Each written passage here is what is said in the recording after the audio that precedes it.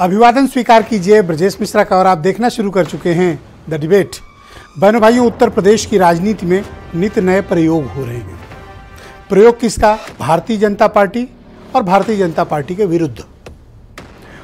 2024 के चुनाव जैसे जैसे नजदीक आ रहे हैं, उत्तर प्रदेश में अलायंस का जोर उतना ही तेजी से बढ़ता जा रहा है।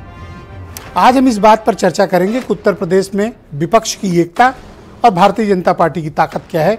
इस बारे में आज हम खुली परिचर्चा को आमंत्रित करते हैं।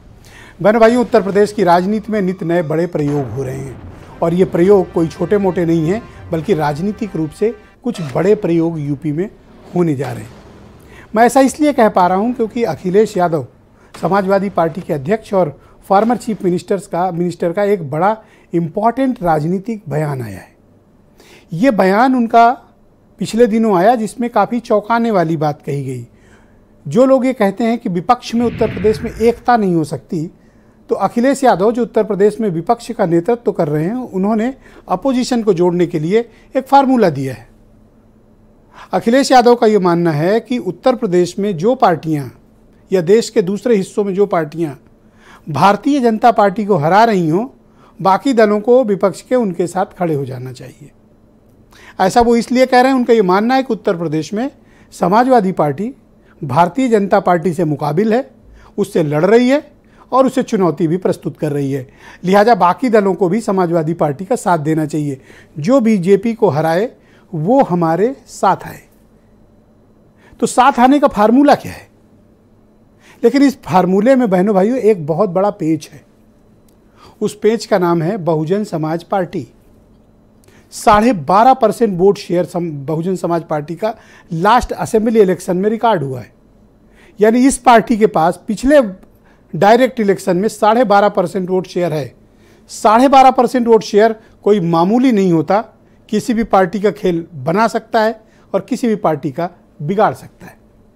अगर अखिलेश यादव ये ओपन ऑफर दे रहे हैं, ये प्रस्ताव दे रहे हैं, तो इस प्रस्ताव के अभी तक कोई उनके पास ठोस सॉल्यूशन नहीं है और ना उस प्रस्ताव का कोई जवाब आया है। दूसरा स्टेक होल्डर उत्तर प्रदेश में अपोजिशन के हैं कांग्रेस। कांग्रेस समाजवादी पार्टी के साथ खड़ी होगी, सोशलिस्ट अलायंस का पार्ट बनेगी नहीं बनेगी, या फिर कांग्रेस उत्तर प्रदेश में 2009 की तरह अकेले चुनाव मैदान में जाएगी। और अगर अकेले जाती है तो इस विपक्षी एकता का क्या होगा? यह अलग बात है कि लास्ट असेंबली इलेक्शन में कांग्रेस के पास सिर्फ 2% का वोट शेयर था, 2%। लेकिन बहनों भाइयों, ये उत्तर प्रदेश है। यहां पर अपोजिशन का जो वोटिंग पैटर्न है या सत्ता पक्ष के भी समर्थकों का जो भी वोटिंग पैटर्न है, वो चुनाव दर चुनाव बदलता है। असेंबली सेगमेंट में जो वोटिंग पैटर्न मतदाताओं का है, कोई ज़रूरी नहीं कि पार्लियामेंट सेगमेंट में भी वोटर्स का वही पैटर्न हो या वही बिहेवियर हो। लखनऊ की लड़ाई और दिल्ली की लड़ाई दोनों बिल्कुल अलग तरह से उत्तर प्रदेश में लड़ी जाती है और यही उत्तर प्रदेश की राजनीति की और यहाँ के मतदाताओं की ताकत है। तो दिल्ली की गद्दी को ताकत कहाँ से मिलेगी? उत्तर प्रदेश से मिलेगी। क्यों? 80 सीटें हैं। साउथ और दूसरे राज्यों में जब बीजेपी की हार हो रही हो, तो उसके लिए उत्तर प्रदेश में कोई भी जोखिम लेना उसके बस की बात नहीं। उत्तर प्रदेश में जीरो एरर पर बीजेपी काम करना चाहती है, क्योंकि दिल्ली का रास्ता अगर कहीं से मजबूत होगा, उत्तर प्रदेश से होगा। तो अगर विपक्ष में एकता बनती है, आप कल्पना करें कि उत्तर प्रदेश में सोशलिस्ट अलायंस के साथ बहुजन समाज पार्टी, कांग्रेस दोनों जुड़ जाते हैं, तो एक बड़ा अम्ब्रेला तैयार होगा।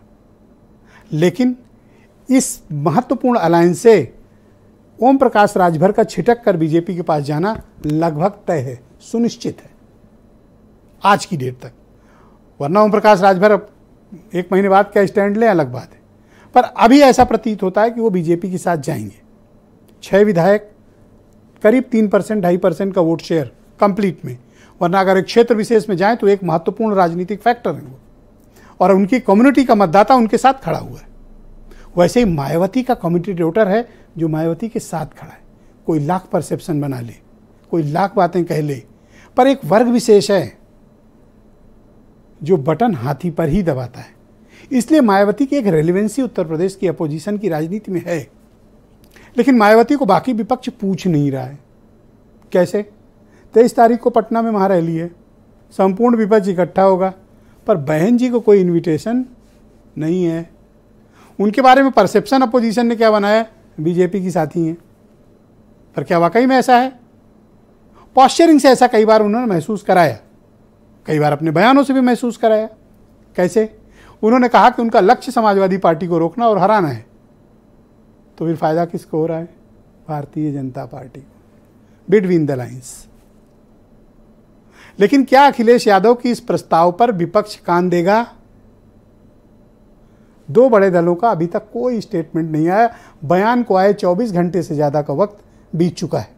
अब देखना होगा कि 23 जून की जो रैली है उसमें कंक्लूजन क्या निकलता है।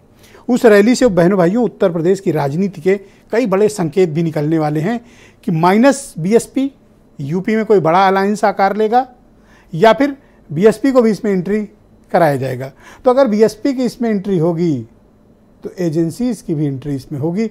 इस बात को भी उत्तर प्रदेश के अपोजिशन को समझ लेना चाहिए। मैं चाहता हूं कि आप कुछ स्टेटमेंट सुन लें, फिर आज की परिचर्चा को हम आगे बढ़ाएंगे।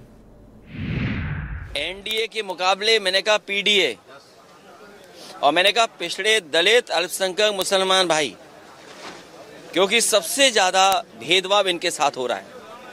मैंने किसी को एक्सक्लूड नहीं किया है, सबको शामिल करते हुए कहा और कहा कि 80 हराओ भाजपा हटाओ। इस शताब्दी की ये सबसे बड़ी जोक है, this is the joke of the century. उनको समझ में नहीं आता है कि वो लफाजी जो हवा में एक डायलॉग उछाल देते हैं उससे उनकी खुद का अपमान, उनकी गरिमा कितनी गिरती है। इस धरती पे कोई माई का लाल नहीं है जो 80 सीटों को हरा दे। इसके लिए जो है ना, कुछ लोग जन्म भी ले लें दोबारा तो भी नहीं हरा पाएंगे। तो आज की परिचर्चा को आगे बढ़ाते हैं।